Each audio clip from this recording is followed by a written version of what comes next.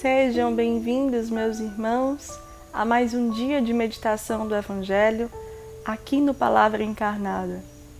Hoje, dia 26 de junho, sábado, vamos meditar o Evangelho que se encontra no livro de São Mateus, capítulo 8, versículos 5 ao 17.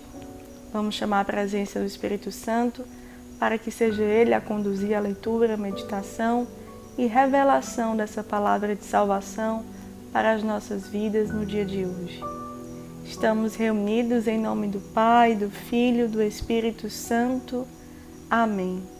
Vinde, Espírito Santo, enchei os corações dos vossos fiéis e acendei neles o fogo do vosso amor.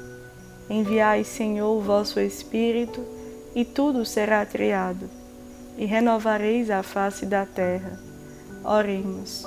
Ó Deus, que instruístes os corações dos vossos fiéis, com a luz do Espírito Santo, fazei que apreciemos retamente todas as coisas, segundo o mesmo Espírito, e gozemos sempre de suas consolações.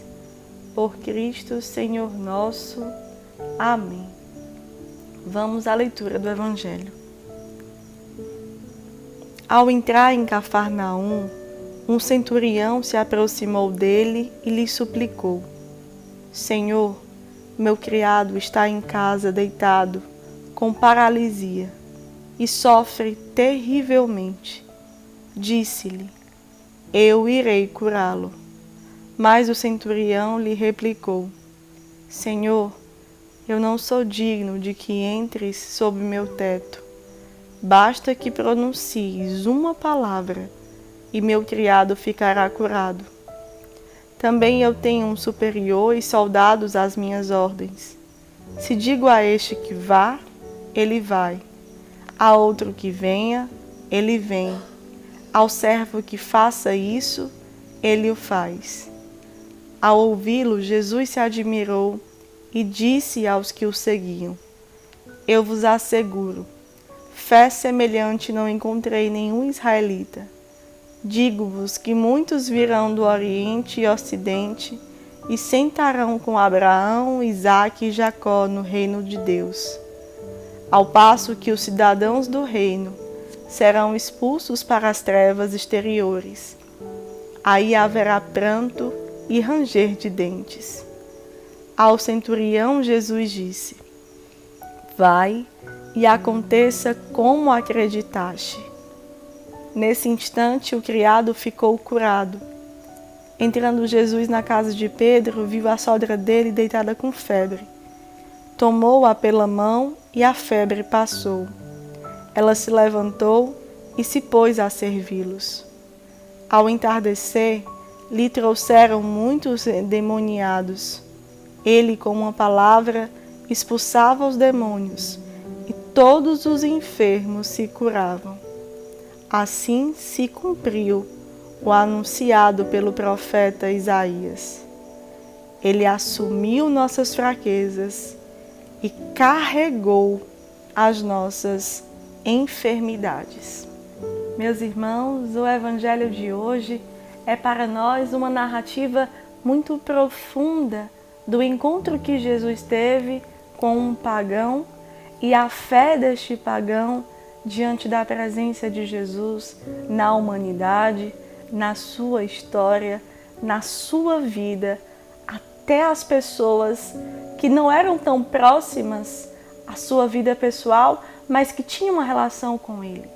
Isso demonstra pela parte deste centurião uma atitude ousada na fé, diante daquele que se encontra com quem Jesus é, com que Jesus realiza, com que Jesus pode operar, porque escutou falar sobre Jesus e se curvou sobre aquilo que ele de fato tinha a fazer-lhe.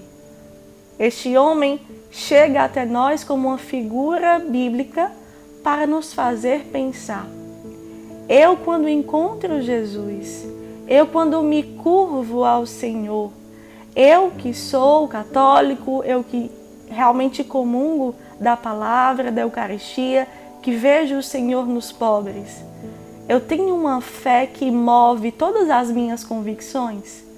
Eu tenho uma fé que move aquilo que eu penso, aquilo que eu cuido, aquilo que é a minha responsabilidade e confiar isso à ação e ao senhorio de Jesus?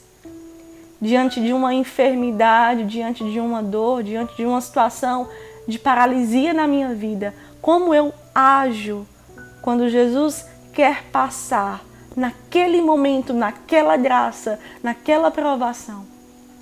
Eu ajo como este centurião que pede que o Senhor, por não ser digno de entrar na nossa casa, na minha vida, na minha história, e acreditar que a palavra dele ordena, que a palavra dele cura, que a palavra dele realmente pode ordenar tudo.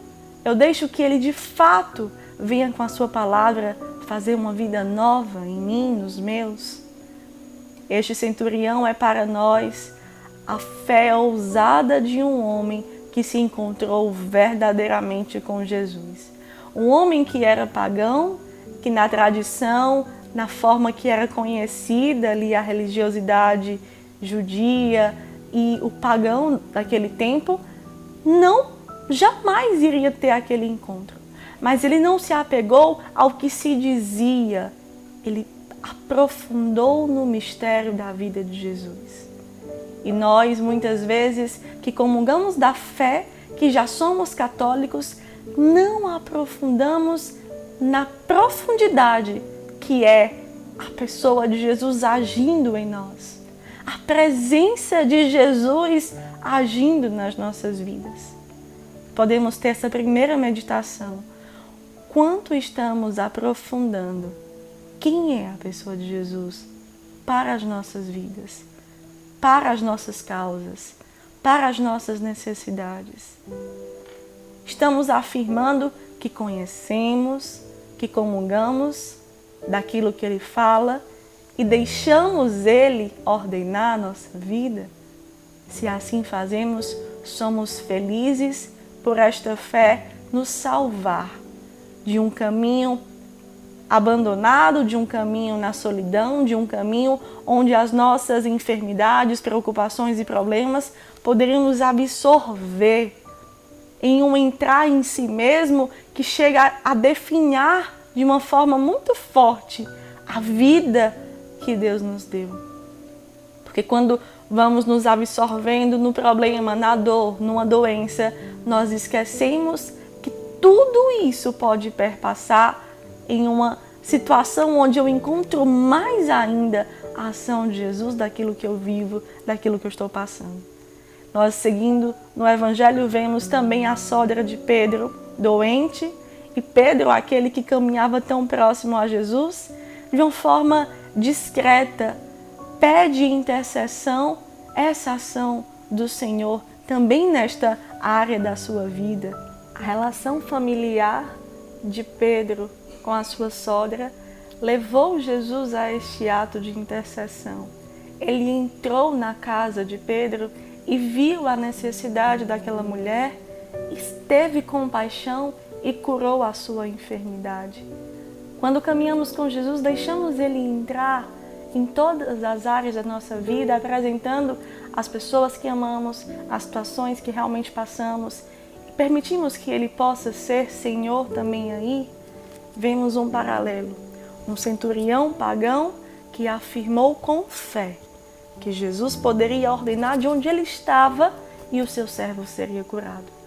Vemos a figura de um homem de fé, que é Pedro, que sequer precisou falar, porque o seu olhar expressava que ele tinha fé nessa atitude que poderia curar a sua sogra.